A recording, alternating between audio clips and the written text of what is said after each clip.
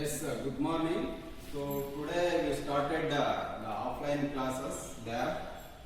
So this is your advanced communication lab. So the first experiment is amplitude shift keying. So that already you studied in your digital communication 6th semester.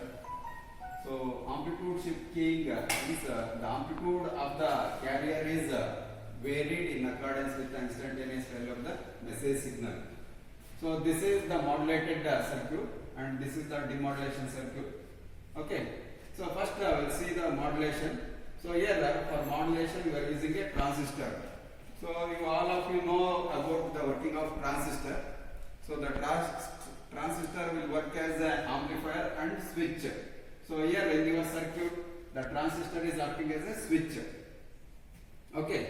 So the switching action is depends on this base signal. So to the base you have connected M of T message signal. It's a square wave. So this is a digital modulation technique. So the message signal is a binary. So 0 1 0 1 like that. So whenever there is a 1 or positive pulse, so the transistor will turn on. So whatever the signal applied at the collector, that will be appear at the emitter. Okay. So at the 0, at the negative pulse, the transistor will turn off. Okay. So I won't get anything here. See here, for every positive pulse, so the transistor will on. So whatever the signal appear at the collector, the same thing will appear at the emitter. So at the emitter we are taking the output, ASK output, amplitude shift keying output. So this is the amplitude shift keying output. Okay. So for each positive cycle you will get. So for negative cycle the transistor will off. So collector and emitter will disconnect. Okay. So this is the modulation. So M of T, the message signal you are applying at the base. So this is the C of T, carrier signal. So carrier signal is the frequency sine wave. And this is the S of T. So that is ASK, amplitude shift keying output. And this is the demodulated circuit, demodulation circuit. So the input to the demodulation circuit is the output of the ASK modulation circuit. So this point should connect here. So this is the diode OS79. This is the germanium diode. So we know the function of diode. So the basic function of diode is the rectification. So it will remove the negative part. And here this RC circuit is a filter. Okay. It will remove the spikes. And this is applied to the pin number 3 of your 741. And the pin number 2 is connected to the reference voltage. So the basic function of your op-amp in this circuit is a comparator. You know the output of the comparator is always binary.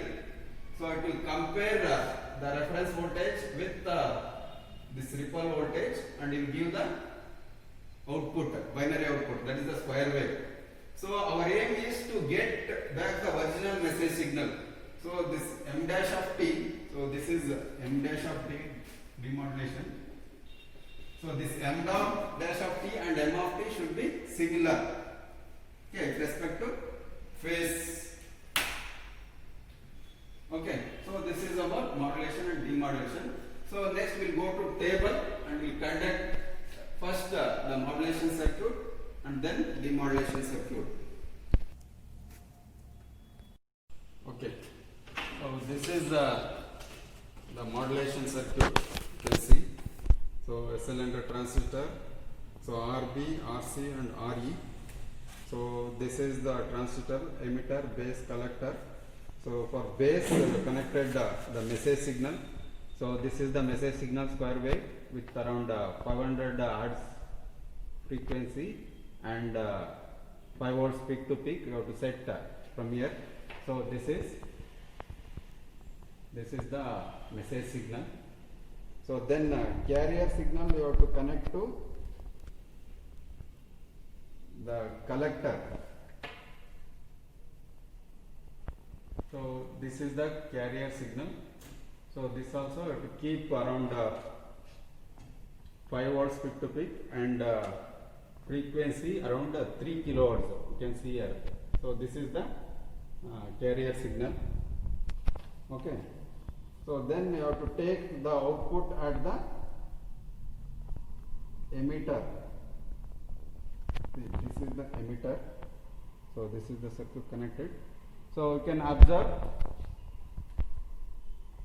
So this is the original message signal. This is the modulated signal.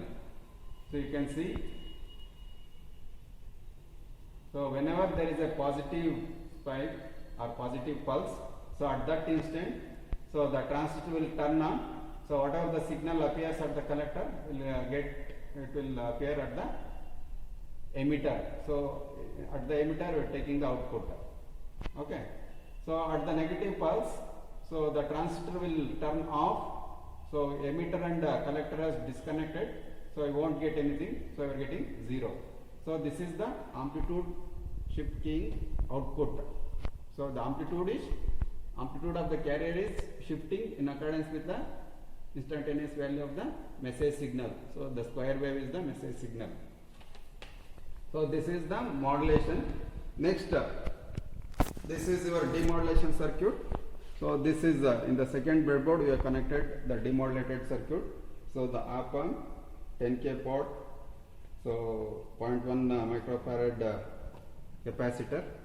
And for op-amp power supply, this is the plus 12 and minus 12, and this power supply we are using for reference voltage.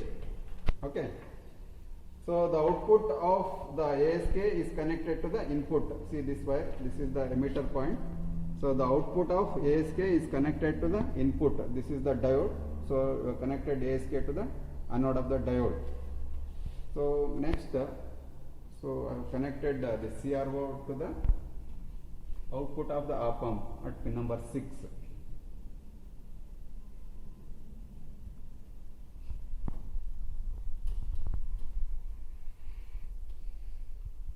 Here. So this is the demodulated message signal. This is the upper one is the original message signal. So the lower one is the demodulated message signal. You can observe. So the frequency and phase is almost same, but amplitude is different because so your op-amp is working as a comparator. So it will give the saturated voltage. So saturated voltage means so you are applied plus 12 and minus 12. So nearly positive saturation is 10 volts and negative saturation is 10 volts. So nearly 20 volts you will get. You can observe here. So this is 2 divisions, 2 into 10, 20 volts. So forget about the amplitude. So you have to check only the frequency and phase. So the frequency and phase is almost matching. Okay. So if I change the frequency of the original message signal, so both should change. See, so I am changing the original message signal. So the demodulated also changing. So that means so you are demodulating the original message signal. So demodulated output is correct. So if I change the input, the output also should change frequency. Okay.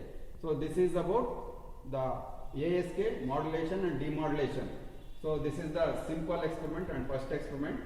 So we have other 3 discrete experiments, that is frequency shift keying, phase shift keying and TDM, time division multiplexing. Totally 4 discrete experiments, 8 microwave experiment and another 4 simulation experiment.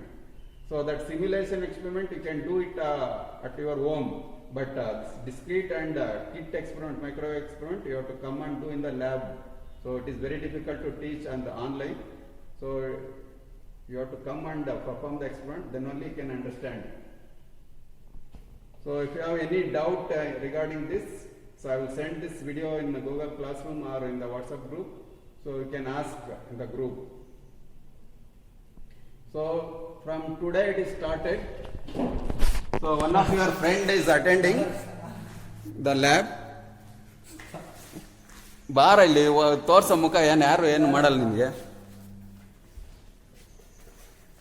So from next class onwards, those who are there in the Bangalore, I can attend at least for the lab.